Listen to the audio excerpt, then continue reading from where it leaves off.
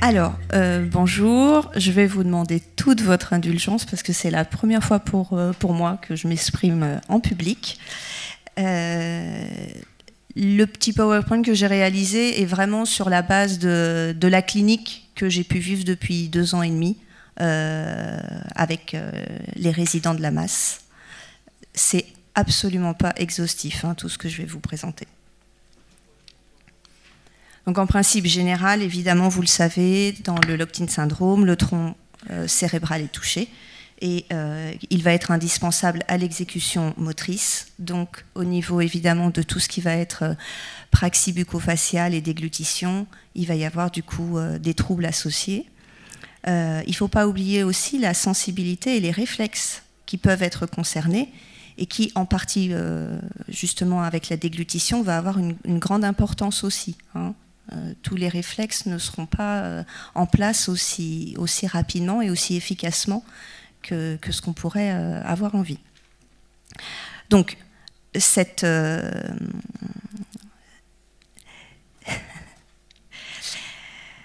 va concerner du coup de nombreux nerfs, en particulier ceux qui vont assurer la motricité de la sphère oropharyngée et aussi de la respiration.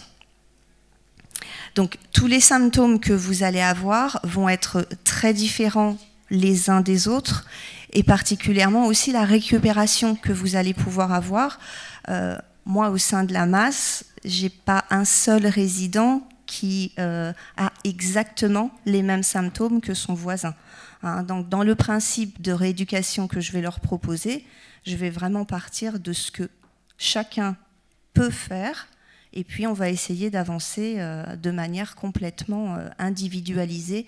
Il ne peut pas y avoir un principe général à poser avec tout le monde. Ce n'est pas possible. Alors, c'est hors de question d'aller les apprendre par cœur, mais je vous ai fait une petite liste, parce qu'elle est petite, de tous les muscles qui vont être touchés au niveau de mon métier. Hein, donc vraiment tout ce qui va concerner cette sphère oropharyngée. On ne va pas les apprendre par cœur, mais je trouvais que le petit schéma là-haut pouvait être sympa pour vous montrer que voilà, le voile du palais, les lèvres, la langue évidemment à plusieurs niveaux, l'épiglotte aussi qui va s'abaisser au moment de la déglutition, et puis ici, au niveau du larynx, et là en arrière, au niveau aussi du tube de l'œsophage. Hein. Donc c'est vraiment, tout est touché, il va falloir qu'on en prenne parti quand on va mettre en place les exercices. Donc, par exemple, pour ce muscle numéro, ce muscle numéro 5 qu'on appelle le trijumeau, il a une action sur la mastication, sur le voile du palais, donc évidemment super important au moment de l'alimentation. Le muscle numéro 9, lui, va concerner le pharynx. Le numéro 7 va concerner toute la mimique, en fait, les lèvres, le nez, les joues, les yeux. Hein. Donc ça, c'est quelque chose aussi que j'essaye de travailler avec les patients de la masse pour que il puisse aussi y avoir un petit peu plus d'utilisation de tout le visage, parce qu'on sait bien que toutes vos expressions de visage, ça va aussi être de la communication. Donc ça va être aussi très important de pouvoir toucher à ça. Voilà, le 10 pour le larynx et le 12 pour la langue. Alors la langue, ça va vraiment toucher tous les muscles de la langue, que ce soit les muscles élévateurs, les muscles propulseurs de la langue vers l'arrière de la gorge. Alors, un tout petit point aussi sur l'innervation sensitive, parce que ça va être important aussi, chacun de vous n'aura pas exactement les mêmes sensibilités. Et donc, quand votre aidant va essayer peut-être de venir stimuler un petit peu certaines zones de votre visage, ou essayer de réveiller un petit peu au cours des exercices, de réveiller la mobilité de votre langue ou des lèvres en particulier. On ne va pas pouvoir obtenir toujours les mêmes résultats, parce qu'effectivement, chacun de vous ne va pas avoir les mêmes sensations en termes des appuis qu'on va pouvoir avoir. Hein. J'ai une résidente qui, par exemple, est hypersensible. Donc, elle, c'est l'inverse qui se passe, c'est que si je lui propose d'aller la stimuler par un toucher, en fait, on va obtenir l'inverse, c'est-à-dire que son muscle va complètement se rétracter et elle pourra plus rien faire de manière motrice, enfin volontaire. Hein. Alors, partant de ça, mes principes de rééducation dans ce que je propose avec les résidents, ça va être de solliciter les muscles de la face en s'attachant à des mouvements isolés. Donc on va vraiment essayer d'individualiser. Est-ce qu'on travaille la langue, les lèvres, les joues, la mobilité de la langue, on la travaille à gauche, à droite. Voilà, on va vraiment catégoriser chaque petite partie. J'essaye de leur proposer un progrès selon 3 axes. On fait d'abord la mobilité, hein, on essaye cette mobilité. Quand on a même une toute petite mobilité, hein, le point de départ, c'est vraiment vous. Hein, c'est au moment de démarrer, vous en êtes là et après on progresse. Hein. Donc une fois qu'on a travaillé un peu cette mobilité, on va pouvoir essayer d'associer à cette mobilité, d'associer un peu plus de tonicité. Hein. Et puis, après, mais là pour l'instant, je dois vous avouer que j'en suis pas encore là, en tout cas pas avec beaucoup de résidents, sur une certaine vitesse d'exécution. Hein. Les résidents avec qui j'arrive à avoir de la vitesse d'exécution, c'est des résidents qui avaient déjà une bonne récupération au moment où j'ai entamé les prises en charge avec eux. Ce qui va être assez important quand on va se rééduquer, ça va être de repérer les syncinésies qu'on peut avoir quand on fait des mouvements et surtout essayer de les inhiber. Alors, les syncinésies, ce sont tous ces petits mouvements involontaires que l'on peut faire. Si je vous demande de tirer la langue sur le côté droit, vous allez avoir la tête qui va partir à droite. Et par exemple, si je vous demande de lever la langue vers le haut, là, c'est vos yeux qui vont se lever. Donc ça, on essaye un petit peu d'y prêter attention. Moi, ce matin, en me maquillant, hein, j'ai fait une belle syncinésie. J'ai ouvert la bouche pour pouvoir mettre mon mascara. Alors, souvent, vous allez vous rendre compte qu'il y a un côté que vous allez trouver plus facile à mobiliser. Ou en tout cas, vous aurez plus de sensations sur ce côté-là. Mais pour autant, on ne va pas négliger l'autre côté. On essaye vraiment toujours de stimuler, de proposer les exercices pour les deux côtés, même s'il y en a un qui vous paraît plus efficace que l'autre. Alors, en faisant un petit peu mes recherches pour la journée d'aujourd'hui, j'ai trouvé une jolie phrase sur le site de l'HAS que je voulais partager avec vous. Toute rééducation est avant tout une éducation personnalisée, qui s'adapte aux spécificités du patient, puisqu'il s'agit d'établir le meilleur compromis entre ce que le patient peut et ce qu'il veut, en les rapprochant le plus possible. Donc, les exercices que je vais vous montrer après en petit atelier, ils vont être décrits au mieux de ce que l'on peut faire, et même si vous avez l'impression que le résultat n'est pas là, tant pis, on y va, on s'entraîne. Moi, je peux vous dire que depuis 2 ans et demi à la Masse, bon nombre de résidents m'ont étonnée par les évolutions qu'ils ont pu me montrer. Voilà.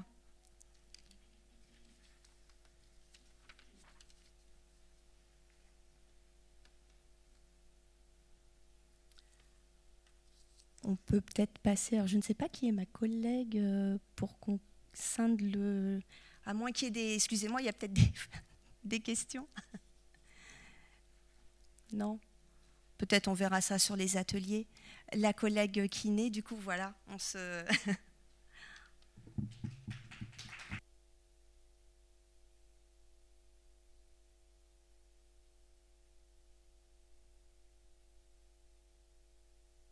Des lèvres, ce qu'on va pouvoir travailler, c'est la pression des lèvres pour essayer de renforcer toute cette tonicité qui va être importante quand vous allez manger, parce que ça va vous permettre de bien refermer la bouche. Pour ceux, alors je ne sais pas si parmi vous, il y en a qui utilisent un petit peu de voix. Non, pas du tout. Un petit peu de voix, pas du tout, oui, un petit peu de voix, voilà. Donc pour certaines articulations, ça pourra être important aussi, d'avoir des lèvres bien toniques. Donc le premier exercice qu'on pourra faire, c'est presser les lèvres en essayant d'obtenir un petit bruit, les résidents, j'essaye de les faire rire, je leur prends des images, je leur dis on fait un peu le petit poisson rouge. D'accord ? Voilà. Et la petite astuce, c'est d'essayer de ressentir plus votre lèvre inférieure. C'est souvent celle-ci qui va vraiment manquer en tonus. Et du coup, vous pouvez vraiment essayer de vous focaliser sur cette lèvre inférieure. D'accord ?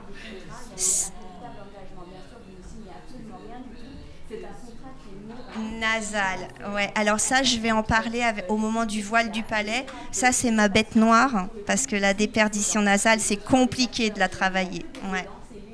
Alors, si vous avez un accompagnant avec vous, avec des petits abaisse-langues comme ça qui s'achètent en pharmacie, vous pouvez demander à votre accompagnant de positionner l'abaisse-langue en transversale, et puis vous allez pincer sur l'abaisse-langue. Si vous n'avez pas beaucoup de tonus, ça peut vous aider parce que ça fait un point de repère en fait pour l'apraxie. Donc ça fait ça. Parce qu'on est d'accord, si on parle de qualité de vie dans le walking syndrome, on va parler justement de ces postures d'être. D'accord. Sur cet exercice-là, il faudra faire attention en fait à pas serrer les dents. Bien sûr, la mâchoire va un petit peu bouger, mais on ne vous demande pas de. Voilà, une des syncinésies dont je parlais, ça peut être serrer les dents. On essaye de vraiment bien se concentrer sur les lèvres. Voilà. Alors, après, oui. Oui. Oui. Et à la sortie de l'hôpital, il s'agit aussi de faire de l'éducation et de l'enseignement à la famille, d'expliquer en fait à la famille et aux patients comment faire. Donc on explique les muscles clés qu'il va falloir aller. Alors, dans ces cas-là, ce que vous pouvez faire, c'est vous mettez votre main sous le menton, vous l'aidez à la limite, vous laissez la main sous le menton, le temps qu'il essaye de faire ce petit exercice. Voilà. Toujours tout en légèreté. Il y a peut-être des exercices que je vais décrire qu'il n'arrivera pas au début, mais c'est ce que je vous disais, c'est vous essayez petit à petit en soutenant. Et pour le coup, le bâton peut vraiment être une aide parce que ça peut être pour lui un point de repère. Il a le bâton, donc il va voilà, ça va aller émoustiller un petit peu la sensibilité de ses lèvres. Alors, une fois qu'il a le bâton en bouche, vous pouvez essayer, pour essayer de stimuler encore plus, vous faites semblant d'enlever le bâton et il faut que lui se agrippe, je mets tout entre guillemets, mais agrippe le bâton avec ses lèvres. Donc on fait semblant. Voilà. Au moment de positionner le bâton, faites bien attention que le bâton soit sur la lèvre et pas sur les dents. Voilà. Vous recourbez un petit peu pour être sûr que ce soit bien la lèvre qui travaille et pas les dents. D'accord ? Oui.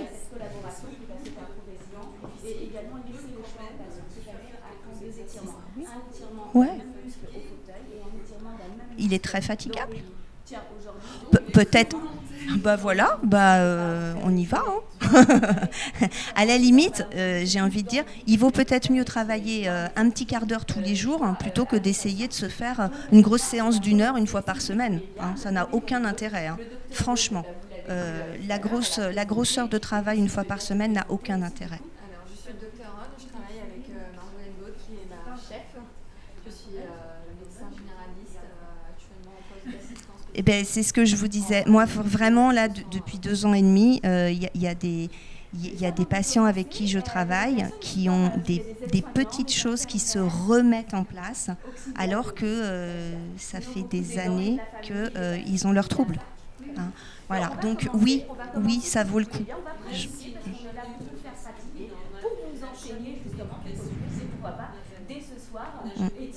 Ouais, mais si. Ouais.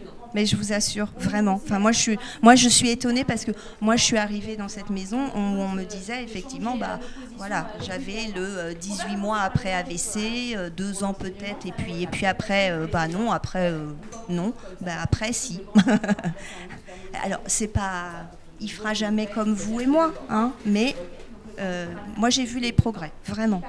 Surtout les résidents auprès de qui j'ai pu travailler. Chacun à sa mesure. Alors, au niveau des lèvres, l'exercice que je peux vous proposer aussi, c'est l'exercice, on va alterner deux praxis. On arrondit les lèvres en avant. On essaye de maintenir cet étirement. L'idéal, ce serait de le maintenir 5 secondes. Alors, je sais que parfois, c'est compliqué, mais au moins réussir à compter jusqu'à 3. 1, 2, 3. Hein, donc. Et puis ensuite, on part en étirement, un étirement comme si on allait faire un grand sourire. Oui, vous le faites très très bien. Super. Exactement. Et pareil, l'étirement, on va essayer de prêter attention à ce que les commissures de lèvres remontent vraiment vers le haut, que l'étirement ne soit pas que à l'horizontale, qu'il y ait un petit étirement là. On essaye de dire aux patients de sentir que ça serre un petit peu sur la pommette.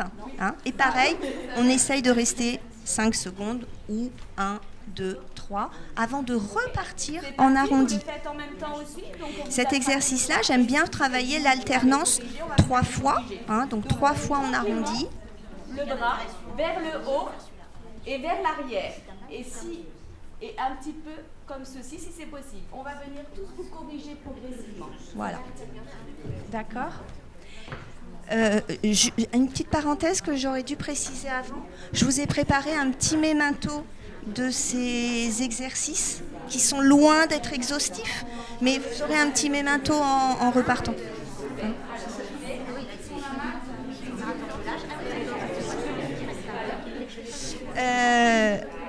Alors, ces exercices de l'arrondi et l'étirement, là, on essaiera de prêter attention à ce que ce ne soit pas trop la mâchoire qui travaille, parce qu'on peut avoir et là, ça étire. Hein, donc, on essaye de vraiment, quitte à ce que ce soit moins fort, hein, que le geste soit peut-être moins crispé, mais que ce soit vraiment que ça parte bien des lèvres et pas de la mâchoire.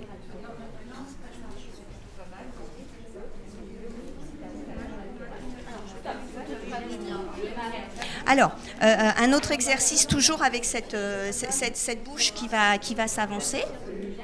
Alors moi, je leur demande, on ferme bien la mâchoire, on avance les lèvres, et puis on s'envoie des baisers. Ça, c'est plutôt sympa, surtout quand on est avec un accompagnant. Moi, je passe ma journée à faire des bisous à mes résidents.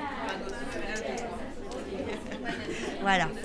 Alors, cet exercice-là aussi, on peut le travailler avec le bâton. C'est-à-dire que pour aider la personne à bien avancer, vous positionnez le bâton en avant. Il va falloir qu'il entre en contact du bâton et qu'il fasse pression sur le bâton. Voilà. Le bâton, il est vraiment là pour apporter une aide supplémentaire. Hein, c'est pas tant le geste qui va être fait que la sensation qui va pouvoir aider au geste.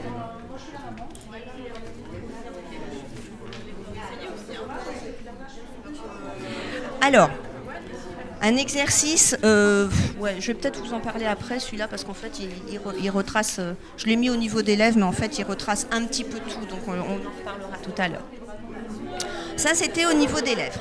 Au niveau de la langue, Alors, au niveau de la langue, très franchement, il y a énormément de différences en termes de mobilité, de tonicité. Hein. Donc, vous prendrez les exercices qui correspondent à votre proche. Hein. Donc, tirez la langue en avant. Ça, très compliqué. Mais c'est pas grave si la langue ne sort pas. C'est déjà l'idée d'avancer cette langue. Alors, avec le bâton, par exemple, moi j'ai un résident, sa langue ne dépassait pas la ligne des dents. Hein. La langue n'arrivait pas à dépasser la ligne des dents. Eh bien, je positionne le bâton un petit peu sur la lèvre inférieure et le bout du bâton, justement, au niveau de cet articulé dentaire. Hein. Et du coup, il va essayer d'avancer sa langue et quand il va sentir le bâton, ça va être un point de repère. Je vais pouvoir reculer un petit peu le bâton au niveau de la moitié de lèvre. Et quand la langue pourra suivre le bâton jusqu'aux moitiés de lèvres, après je positionnerai le bâton vraiment devant les lèvres. Je vais vous montrer. Hein. Donc je vais vous faire première étape, deuxième étape, troisième étape.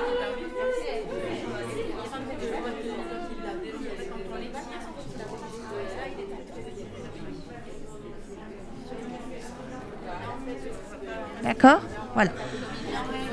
Pour ceux qui ont plus de facilité pour avancer la langue un petit peu plus loin que les dents et les lèvres, alors dans ces cas-là, on va mettre une étape de plus et on va se dire, on va tirer la langue, mais cette fois-ci, on va s'accrocher à ce que cette langue, bravo, hein, je vous veux avec moi, hein. Je vais vous trouver un petit créneau de rééducation à la Masse de Boulogne.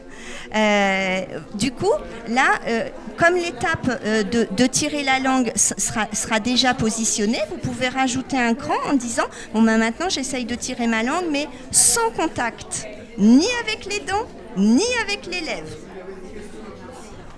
Souvent, je peux avoir ça.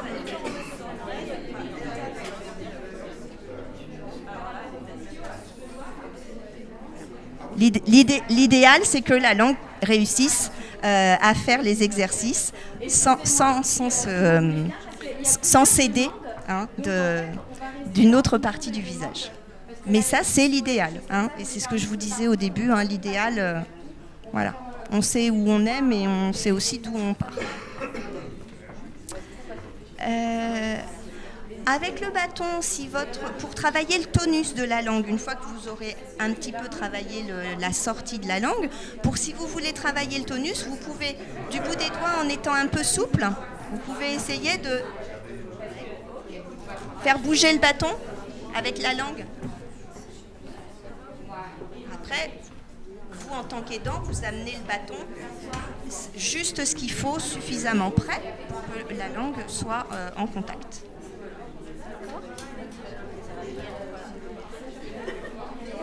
Alors, un exercice qui est très, très, très, très compliqué. La mobilité de la langue en latéral. Donc là, ce que je vous propose, c'est un exercice qui va s'aider justement pour le coup du contact dentaire. Donc, on va positionner la langue sur le flanc des dents et on va essayer de ressentir chaque partie, les incisives, les canines, puis après les canines, les prémolaires, puis après les prémolaires, les molaires. Bon, hein. Donc on pose la langue.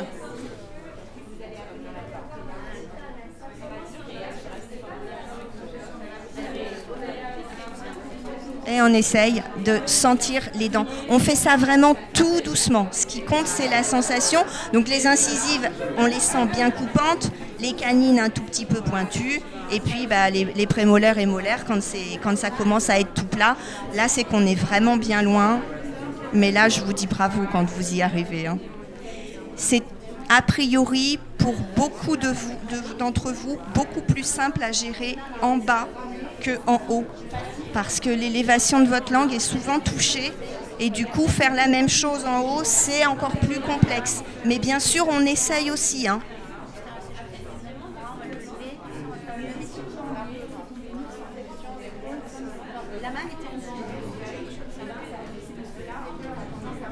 Ah, mais moi, je vais ouvrir, je vais ouvrir des créneaux pour les extérieurs de la masse. Hein. Il y a des bons potentiels. Hein. Ok. Au niveau de la langue, au niveau de la mobilité de cette langue, ce que je vous propose de faire, c'est au début, quand vous commencez l'exercice, le point que vous allez réussir, c'est est-ce que vous avez l'impression de ne sentir... Alors ça, pour le coup, votre aidant peut avoir un œil aussi pour vous dire, pour vous guider. Là, tu es sur les incisives. Là, ça y est, là, tu arrives à ta canine. Voilà. Mais le point de repère, c'est vous commencez où? Vous commencez aux 2 incisives de dedans, de devant, vraiment les 2 premières, très bien. Ou bien vous commencez déjà à la canine, parce qu'évidemment en termes d'évolution, on va pas attendre la même chose. Hein. Si au départ vous n'avez que les incisives, bah, le jour où vous arrivez aux canines, c'est déjà bien. C'est déjà une bataille de gagner. Hein. Et puis vous ferez les prémolaires plus tard. Hein. Si vous partez avec déjà une bonne mobilité au niveau des canines, bah là du coup vous visez les prémolaires. Hein. D'accord ? Vous adaptez vraiment à chaque fois. Le point de repère, c'est votre capacité de départ.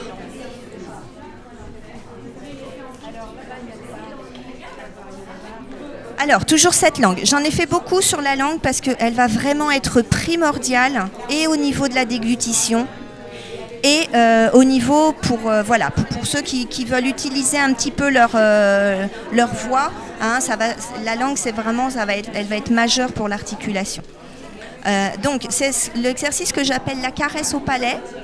On va essayer de positionner la langue sur les dents du haut et de petit à petit l'emmener en arrière en touchant les dents, puis la gencive, et puis commencer à atteindre le palais en arrière, et puis là, le plus loin que vous puissiez aller en arrière. Hein.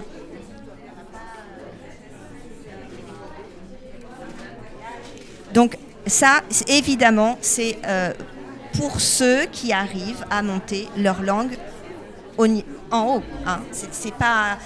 L'aidant à ce niveau peut un petit peu solliciter la montée de langue, ne serait-ce que pour essayer justement de créer ce petit contact et que la personne essaye de le maintenir. Vous positionnez votre bâton sous la langue, vous le mettez en contact des dents, puis après vous demandez à votre proche de commencer un peu à partir.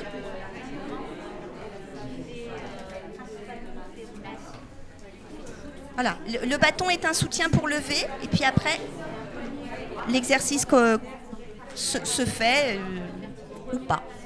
Hein. Mais à chaque fois, on essaye. On essaye parce que à force de s'entraîner, les progrès peuvent se mettre en place petit à petit.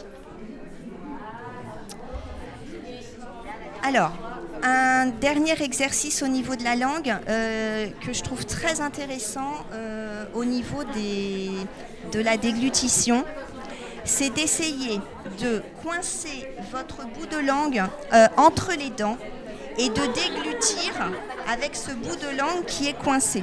Pourquoi c'est un exercice qui est intéressant? Parce que du coup, il va solliciter l'arrière de la langue. Or, l'arrière de la langue, c'est une zone qu'on a vraiment du mal à aller travailler. Hein. On coince la langue et on déglutit avec cette langue coincée. Voilà. Et ça, du coup, ça oblige la base de langue à se propulser en arrière. C'est compliqué. Mais j'en ai qui le font pas mal. Suivez mon regard.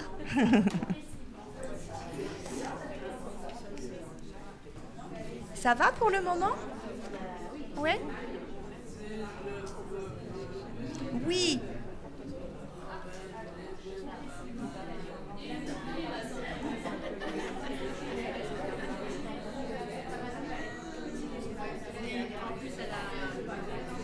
Ouais.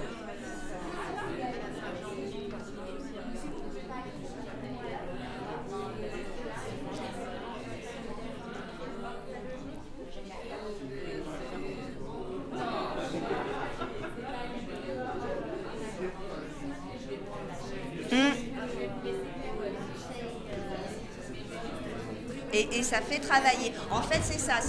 Vous faisiez le même principe, si ce n'est que moi, je vous dis de coincer votre langue avec vos dents, et en fait, vous coinciez votre langue avec le bâtonnet. Ouais, exactement. Mais c'est dur, hein. C'est un exercice qui est complexe, hein. Mais il est vraiment intéressant parce qu'il va vraiment travailler le recul de langue. Et c'est vraiment primordial pour une déglutition de qualité. Hein. Ok.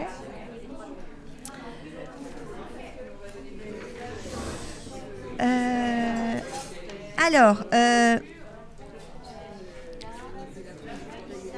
juste, quelque chose que j'ai complètement oublié de vous préciser au départ. Là, par exemple, sur la langue, je viens de vous décrire 4 exercices. N'essayez pas de faire les 4 exercices autour de la langue les uns après les autres. Hein. Essayez de varier. Je fais un exercice qui travaille mes lèvres, ensuite je fais un exercice qui travaille ma langue. À la limite, vous pouvez faire un exercice qui travaille la langue, qui pointe en avant, et puis ensuite celui qui consiste à aller travailler la langue en arrière. Mais essayez de changer un petit peu pour justement ne jamais travailler sur la fatigue. Hein. Travailler la langue, c'est quelque chose qui peut être vite assez fatigant. En plus, il faut faire attention parce que ça sollicite pas mal la salivation, tous ces exercices autour de la langue. Donc quand vous les faites, prêtez bien attention à votre salive en bouche et prenez le temps, hein, de déglutir quand l'exercice est fini, de faire des pauses. C'est pas le marathon, hein, d'accord, hein. Donc voilà, tous les exercices que je vais vous proposer, vous pouvez essayer de les balayer tous, mais en mélangeant un petit peu à chaque fois les séquences. Alors, quelque chose qui va être aussi intéressant justement au niveau de la mastication, c'est de pouvoir travailler la mâchoire. Hein, parce que très souvent, je trouve que les patients ont du mal à finir le geste, hein, de relever la mâchoire. Alors, si possible. Hein. Mais donc on va travailler justement cette alternance. On ouvre la mâchoire en grand, sans se faire mal, hein, non plus à l'articulation, hein, mais on essaye d'ouvrir le plus grand possible, lentement, tranquillement. Et puis ensuite, on referme la mâchoire et on essaye vraiment d'atteindre que les molaires soient en contact, mais sans aller à la crispation. Et quand on y est, on rouvre à nouveau et on referme.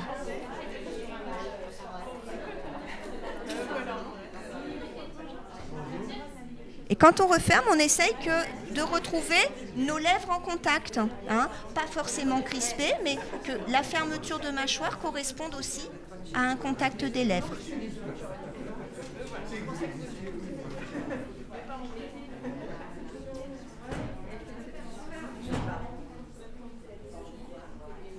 Voilà. Alors, toujours avec cette mâchoire, on peut aussi essayer de faire des petits mouvements à droite et à gauche.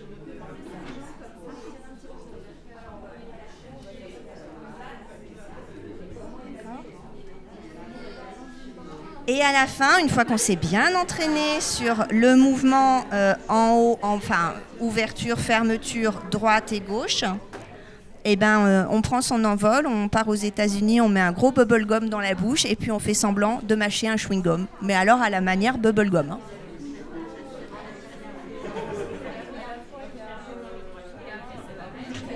Je veux vous voir manger votre bubblegum. Alors là, on prêtera attention à une chose, c'est que quand on fait cet exercice-là, on va se rendre compte qu'on a souvent tendance à faire partir le mouvement d'un côté. De manière privilégiée, notre mâchoire va partir un petit peu toujours dans le même sens. Ben, on essaye de se forcer de le faire aussi partir dans l'autre sens. D'accord, hein? Voilà. Moi, clairement, ma mâchoire, pour démarrer, elle part à droite. Ben, du coup, je me force aussi à ce que de temps en temps, elle parte à gauche. Et je fais vraiment l'aspect... Et là, je travaille un petit peu tout. Si le patient peut faire cet exercice avec les lèvres toujours en contact, ça rajoute à l'exercice parce que du coup, les lèvres se renforcent aussi. Hein, là, on a un petit peu un 2 en 1.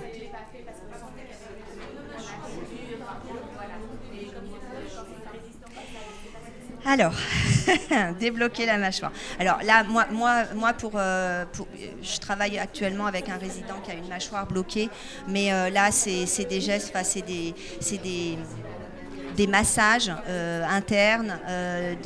Alors c'est un résident qui a beaucoup de contractures ici, donc on lui met des poches de chaud pour avant le massage assouplir un petit peu. On fait des massages externes, des massages internes. Mais ça, ouais, voilà, là, éventuellement, si votre fils est suivi par une orthophoniste, demandez-lui si elle a eu ce type de formation. Et alors, il y a des massages qui sont proposés sur Internet en automassage par Peggy Gatignol sur YouTube. Elle propose comme ça. Après, je pense que c'est quand même mieux que ce soit votre orthophoniste qui se lance là-dedans. Ah bah voilà, ouais. Et elle masse à l'intérieur, voilà, ouais. Et les poches de chaud, nous, pour le résident, là, ça marche vraiment bien. On commence par les poches de chaud. C'est ma petite stagiaire là derrière qui le fait en ce moment. Voilà, on commence par ça, hein, pendant 3 minutes des poches de chaud, et puis après on commence tout le processus de massage externe et interne. Hein. Alors, il y a aussi des petits appareils vibrateurs qui existent, qui viennent stimuler. Mais ça, c'est pareil. Je vous dis que ça existe, mais je pense que c'est bien que dans un premier temps, ce soit un professionnel qui prenne le temps, que vous, après, vous l'utilisiez, pourquoi pas, mais que vous soyez vraiment formé par le professionnel. Ouais, j'ai presque fini. Ouais. Notre voile du palais. Justement.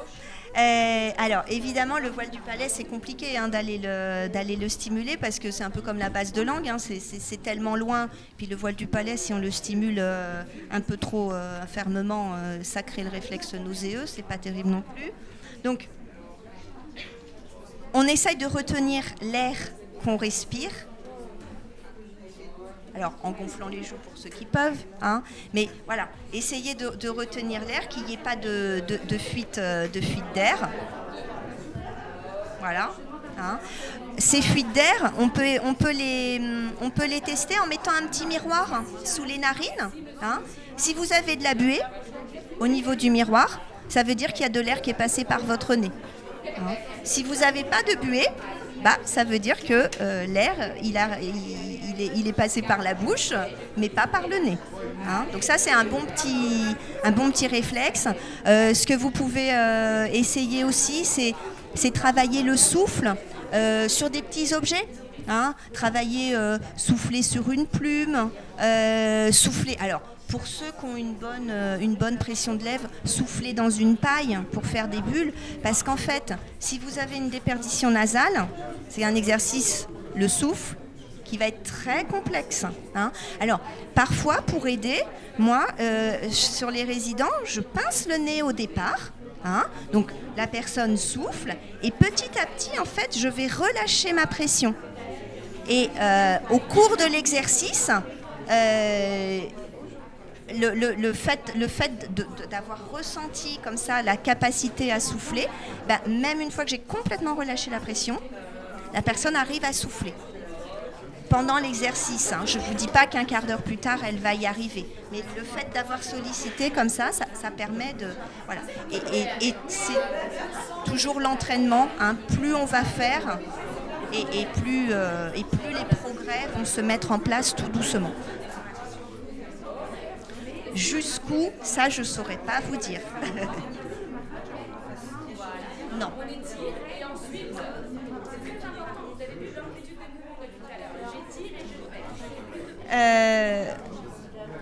Alors,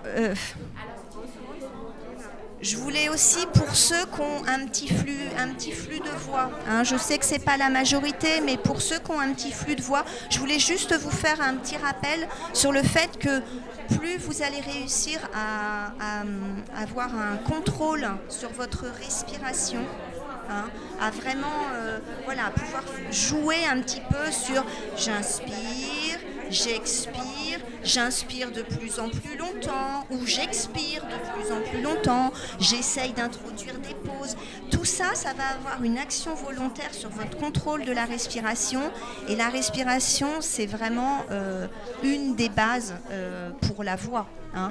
Bien sûr, il va y avoir votre articulation qui va compter, mais si vous n'avez pas un bon flux d'air pour pouvoir faire vibrer vos cordes vocales, bien articulé ne servira à rien. Donc juste cette petite sensibilisation pour ceux que ça intéresse, à travailler sur la respiration et sur le contrôle que vous allez pouvoir avoir des inspirations, pauses et expirations, et puis essayer d'allonger petit à petit les temps. Hein. Voilà. Ah si, alors, mais ça c'est vraiment pour tout ce qui va être de l'ordre des mimiques. On va pouvoir essayer de chiffonner un petit peu son visage. Voilà. Donc on va pouvoir alors soit chiffonner tout le visage, hein,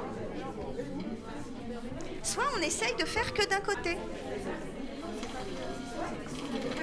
Et là pareil, il y a sans doute un côté avec lequel vous serez plus à l'aise que d'autres. Mais on essaye. Alors, quand il y a du mal, on peut partir de la pommette, parce que souvent la contraction de la pommette, on la sent mieux. Donc on contracte la pommette, puis après, on essaye de faire suivre la lèvre. Et puis l'œil. Ouais, très bien. Super. Voilà. Bon, tout ça est loin d'être exhaustif et très franchement, si vous avez des professionnels à vos côtés, demandez-leur des pistes, hein, parce que ils pourront vraiment vous guider en fonction aussi des capacités de ce que vous, hein, voilà, de ce que vous pouvez. Des questions? Oui, vous avez des questions? Très bien. Oui.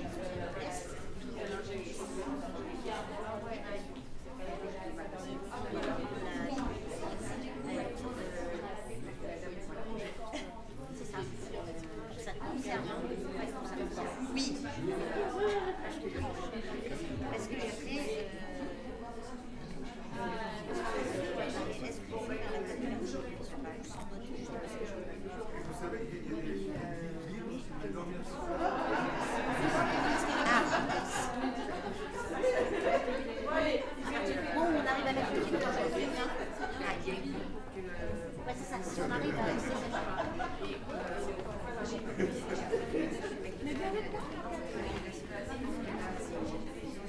Ah ben oui, donc non.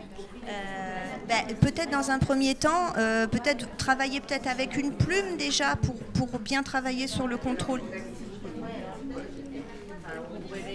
Ouais, réessayer peut-être. Dans son cas, là, je me dis que peut-être c'est intéressant de retravailler peut-être d'abord sur le contrôle de la respiration avant d'aller mettre la paille.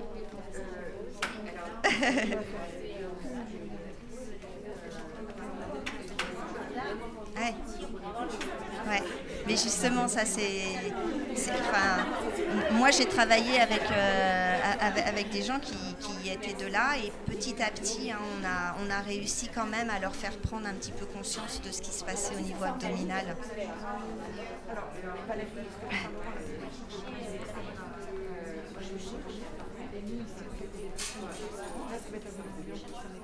Ouais, alors ça se fait en hôpital. Je sais que vous êtes de la région ? Oui. Parce que je sais qu'à Garches, par exemple, c'est quelque chose qu'ils font. Après, vous me laisserez vos coordonnées, j'interrogerai. Bah oui, hein. Bah oui. Non, mais oui, hein. Ceux qui le souhaitent, si vous voulez me laisser des adresses mail où on peut correspondre, il n'y a vraiment pas de souci, hein. Ouais, d'accord. Quitte, si vous n'êtes pas loin, quitte à ce qu'on se fasse une rencontre, pourquoi pas, hein. D'accord. Ouais, juste petit bébé. Ça fait que 2 ans et demi, moi, que je suis à la masse. Hein, j'avais jamais travaillé avec des locked-in syndrome avant d'arriver à la masse. J'avais travaillé avec des patients qui avaient des dysphagies, des troubles neurodégénératifs. Hein, mais le LIS, ça fait que 2 ans et demi que je le pratique. Hein, et vraiment, je suis épatée tous les jours par les progrès que chacun peut me montrer.